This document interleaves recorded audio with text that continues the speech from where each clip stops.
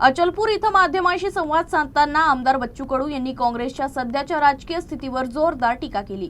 महाराष्ट्रासह संपूर्ण देशात काँग्रेसची राजकीय तब्येत बिघडल्याचं सांगत पक्षाला प्रभावी उमेदवारही उभे करता येत नसल्याचा आरोप त्यांनी केला। मला वाटतं महाराष्ट्रातच नाही देशातली काँग्रेसची तब्येत बिघडलेली आहे। तुम्ही सांगा का आज राज्यामध्ये 6 विधान परिषदेच्या जागा अविरोध होतं विधीच्या, मी बोलायला नाही पाहिजे असं, पण त्या अविरोध होतं म्हणजे काँग्रेस कुठं गायब आहे? एवढा मोठा पक्ष साधा एक आमदार उभा करू शकत नाही, एक उमेदवार उभे करू शकत नाही, उमेदवार केलेल्याला हॉस्पिटलमध्ये भरती राहावं लागतं। याच्यासारखं दुर्दैव, म्हणूनच तर लोक आता असं म्हणतात का काँग्रेसपेक्षा आता भाजप आणि शिवसेना बरी।